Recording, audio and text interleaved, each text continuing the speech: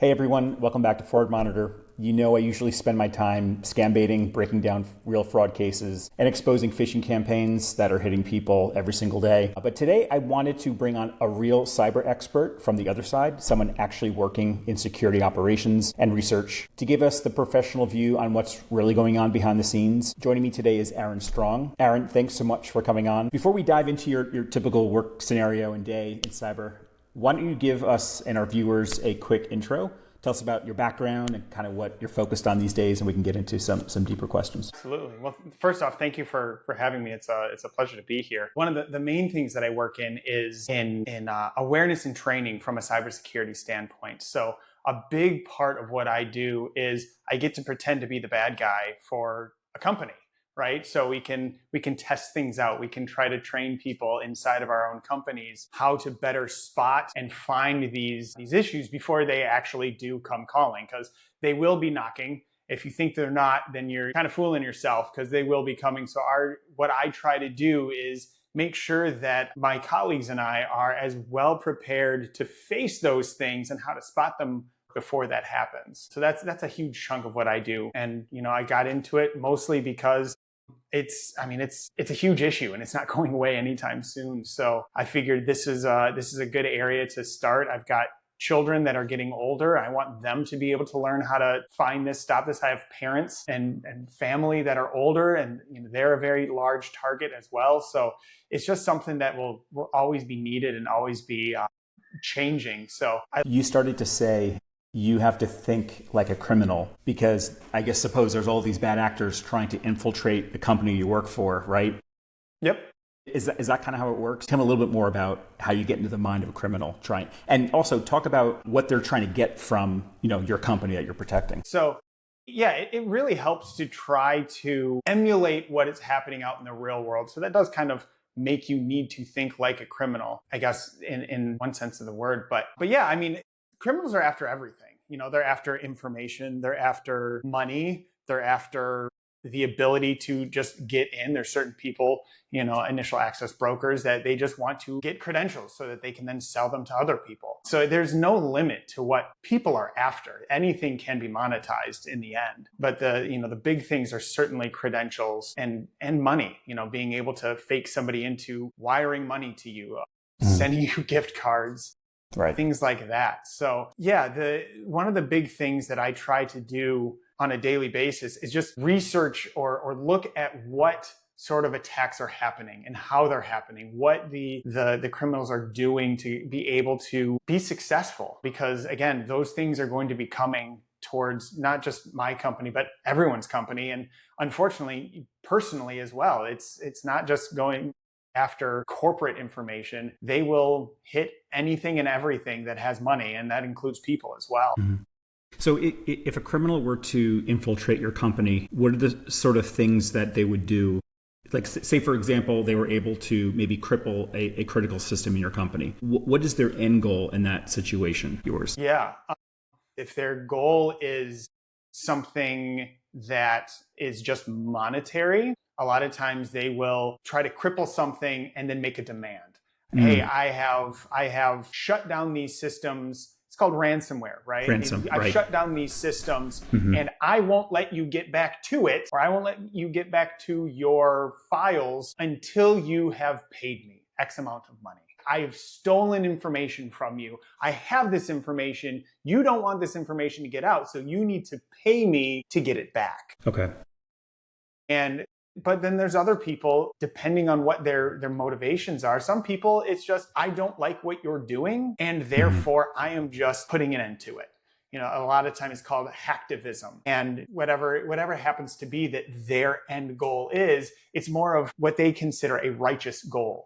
And this could be just a run-of-the-mill individual that doesn't like your company. And it could also be maybe foreign countries that may be targeting one of our companies here. Is that right? Absolutely. Yeah, okay. It could be a foreign country that doesn't like what that company is doing, maybe in another country. It could be what they don't like you're doing in their country. It could just be they don't like what it is that your company stands for, and they just want to put an end to it. That it could be, like you said, nation state. It could be individual or a group idea like anonymous. Anonymous is very, very well-known activist group who'll go out and not looking for monetary gain. They're looking to send a signal, send a message. They want to get their message out. So they're not necessarily looking for money, which in a way is actually a lot more difficult to deal with because you can't buy your way back. You can't try to throw money at a situation to get out of it. You have to ultimately eradicate them from your network and from your systems. So that can actually be a lot more difficult when they don't have those monetary goals at the end. Have you ever seen or read situations where a company gives into ransomware or doesn't give into ransomware? Have you heard of any outcomes, good or bad, as a result of these activities? A few years ago, several large resorts in Las Vegas were hit. Right? MGM Grand was hit, as well as Caesars Palace. Both were shut down. Both suffered incredible losses because of it. However, MGM Grand ended up paying. They paid out to try to get their information back. They paid out to try to get their systems back up and running. However, and that became a huge, huge story. Everybody was talking about it. Should they have done it? Shouldn't they have done it? The lesser known story was Caesars Palace, who got hit as well. Their systems went down, but they decided not to pay. And they just decided, well, we've put the infrastructure in place that we are able to basically build ourselves back up to where we were prior to this happening. Okay. And so they didn't end up having to pay whatever the fee was, but it took them a little bit of time to rebuild their systems, but they got back.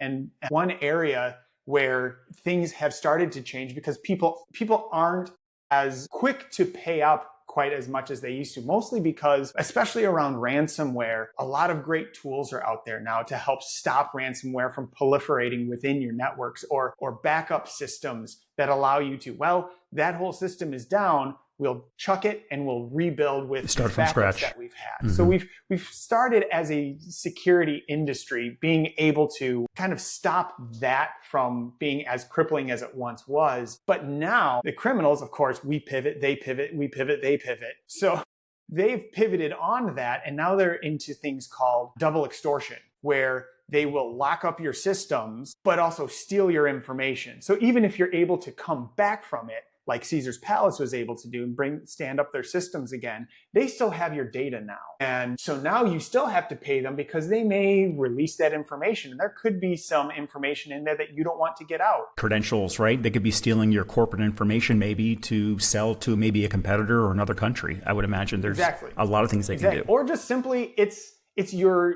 customer information, and now your customers are upset because exposed. Yep. They have to worry about things now. There's a bunch of different ways that they can go with this. But yeah, that was certainly an interesting story how two different companies getting hit very similarly both reacted differently.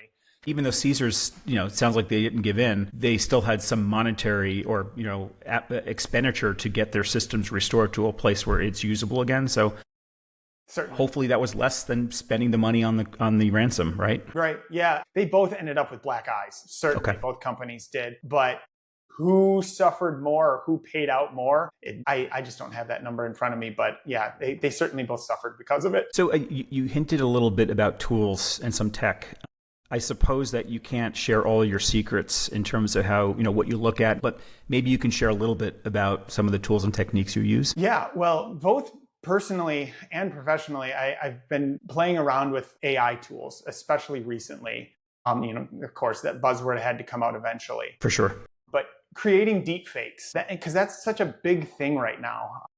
I was able to go and speak at my children's schools earlier this year, and I was able to make a deepfake of their principal, her voice. And so I was able to start the overall presentation saying, all right, listen, we've got a very special guest that's going to introduce me to you guys. And I played a short clip of the video. And then as got into the regular presentation, and then as the presentation went on, well, hold on for 1 second. Remember that audio that I was playing for you a second ago? Here's the rest of it. And I had it transition from their principal's voice into my voice. And they were able to see how that I was able to take her voice and tweak it, or take my voice, tweak it and make it sound exactly like their principal. And I was able to show them, listen, this is super easy to do. It didn't take very long for me to be able to pull this together.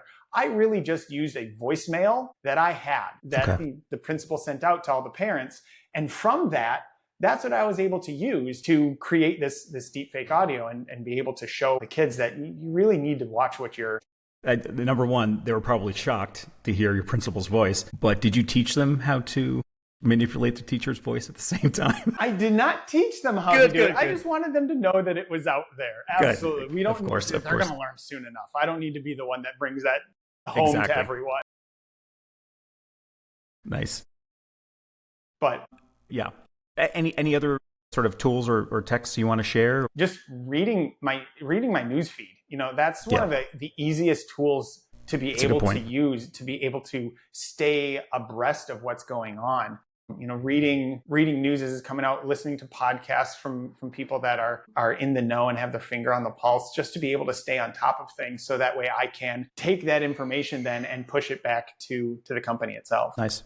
I'm thinking about all the top cyber threats that are happening around the globe these days, but I'm also curious, you mentioned AI and Gen AI and agentic. Can you talk about how that's made your job harder, or maybe you can use those tools to make it to make your job easier, or tell me the impact that AI has against the top cyber threats that you're seeing, today? Yeah. Well, for the example of creating the principal's voice, one of the big things that AI has really changed is the barrier to entry. Up until this point, it really took a skilled individual to be able to pull off a really good deepfake or scam, because you needed to be able to know how to use audio software or video software to be able to map someone's face and change the face, change the sound of their voice, be able to go out and look for information to really tailor a spear phishing attack to a specific person or company. Being able to write in a way that was convincing for different areas of the world, different languages. All of that is gone. Now all you have to know is prompt that can be shared over and over. And all of a sudden, anyone can sound like, look like, or act like somebody else. So barrier to entry has certainly changed a lot because of artificial intelligence. We both know about imposter help desks that basically call out to foreign countries every single minute of every single day.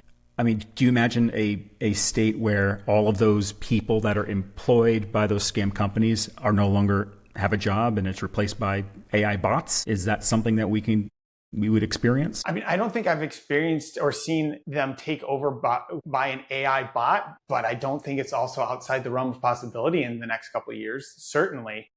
I think as those LLMs get better and better at predicting and faster at being able to put information together to sound convincing, absolutely. And at that point, scale is no longer an issue. You can have as many AI bots as you need to send out as many phone calls as possible. You no longer need to worry about eventually. Exactly. You could make a bot sound like anyone, look like anyone, and from there just tweak it for every single call that goes out. Yeah, it can certainly be a huge problem. With the proliferation of AI and AI in the hands of the criminals, it gives you and us a constant challenge and an opportunity to also use AI for good and help combat those campaigns. Correct? From a defensive standpoint, AI has certainly helped as well, because it's able to go through and be able to detect anomalies faster than a human could, and also be able to spot small deviations that a human may just kind of overlook. Exactly. It sees as a glaring red flag. So yeah, AI certainly, it's one of those, it's like any tool, really. It can be used for good, it can be used for bad. And right now we're pretty much in an arms race to see who's going to win out at the moment. But yeah, it certainly can be and is used for the good guys as well as the bad. I've also read a lot about quantum computing and how the impact of quantum could have on our industry. Do you have any, commentary on how quantum could make things good or bad, worse, ugly over the next 10 years? It is certainly going to change things, just kind of like how AI, when it first came out, just shook everything up. But certainly from a bad guy standpoint, it's a pretty serious issue, just simply because what a quantum computer can do in a matter of seconds or minutes is what would take the fastest computer now hundreds of thousands of years to be able to do. And so the issue there is cryptography, because up until now, cryptography was just a numbers game. how long is it going to take for someone to be able to break into and guess the keys that lead to cryptography? In 50 million years. Great. That's a great standard. No one's going to be around at that point. Fantastic. Well, now with quantum, that's changing and coming down to a matter of minutes, to something that you don't necessarily want. And it certainly is something that people are dealing with at the moment, like NIST, the National Institute of Standards and Technology. They are the ones that the United States really focuses on to be able to put standards in place that other companies can work on. And they are currently working on a post-quantum cryptography standards, simply because even though it's not here yet, information that could be harvested, credentials and other things, and just data that can be stolen now, they can't get into it. However, once quantum is there, you can decrypt it at that point in a matter of seconds. So even though it's not an active threat at the moment, it still kind of is. So it's certainly something we need to look into. Graduate students, undergrad students that talk on occasion in my work, what sort of advice would you give someone that wants to enter a career? What course of study should they look into? Yeah. Well, one, being very biased in the GRC field, because that's what I'm part of. GRC stands for Governance, Risk, and Compliance. It's a great field simply because it requires you to have a technical acumen to understand what's going on and being able to speak to that, but also the ability to need that human touch to be able to create policy, to be able to create that governance, to be able to say, okay, quantum is coming. Here's how we as a company, or here's how companies need to be able to pivot and change. Artificial intelligence, we're now bringing that into our networks. What sort of issues could that potentially bring on? And how can we go about making sure that our company is as safe as possible? GRC is a wonderful field. Nothing is AI proof, so to speak, but I certainly see that as an area where there's a lot of good future for people especially. But, AI governance is another thing. Anything that has to do with AI or quantum, if you can get in on those things, you've got a pretty decent runway ahead of you. You shouldn't be focused on one particular domain, but you should probably have maybe 2 or 3, maybe GRC plus AI governance in particular, or maybe some computer science at some point and software development. Yeah. I mean, we're going to need people doing these things for a very, very long time. So you will always need good people in computer science. You will always need good people in GRC, in policy creation. You are always going to need people sitting behind a keyboard and monitoring things that are going on inside of a secure operations center. Those things are always going to be needed to some degree or another. That's not going away. Good. And finally, we have a lot of visitors or viewers of Fraud Monitor that are particularly interested in some of the scams they get every day, like some of the pig butchering scams, types of fraud. I even get emails almost every other week from someone saying, hey, I was scammed out of $10,000, $20,000 from pig butchering scam. Do you have any advice that you can give our audience? Any tips to look out for? I think they would love to hear from a professional like yourself. Yeah, honestly, I think the biggest thing that we need to kind of normalize is that anyone can be fooled. If you don't think that you could be taken by one of these scams, you're really fooling yourself, because especially now that artificial intelligence is getting in on things, it's making things incredibly difficult to be able to spot. That can certainly make things much more difficult for all of us. In a lot of the trainings that I've done and a lot of the talks that I've given over the last couple of years, one of the big things I always come back to was a talk or a quote that Jeff Bezos gave once. And it was from someone that was asking him how Amazon stays on top of everything that we need. How is it that Amazon knows 10 years out what it is that people want, 5 years out, what is it that people want? And he turned it around and he said, that's not really as big of a question as what isn't going to change over the next 5 years or over the next 10 years. And focus on that, because you can really stay on top of things, is what is not going to change, because I'm going to focus on those things. So from a scam point of view, there's a lot of new things that are coming in because of artificial intelligence. However, those scammers need us. They need to fool us. And so there's a certain amount of, it's called the 7 principles of persuasion. And those things, trying to get you to move faster than you're really able to think because of fear. You think that you're in trouble because someone is an authority over you, like it's the IRS or it's your boss. Mm-hmm. There's limited time or there's limited resources. You need to move quick, or make this trade on a Bitcoin platform. Otherwise, you're going to miss out. You're going to lose out right now. Yep. And then you end up moving your wallet to somebody else's wallet because you felt like you didn't have enough time to really look it over. But darn it, I believe this person because they've been so good, and I'm just going to do it. That's the stuff that we need to look out for. Those are those red flags, those principles of persuasion, because it doesn't matter what's going to happen next. If it's artificial intelligence, if it's something else, they still need to be able to fool us into doing something. So looking for those red flags and being able to spot that and think, I would sure love to make $1 million today, but this doesn't really feel right because I'm seeing 3 or 4 of those red flags. That's a huge thing to always look for. And you know what?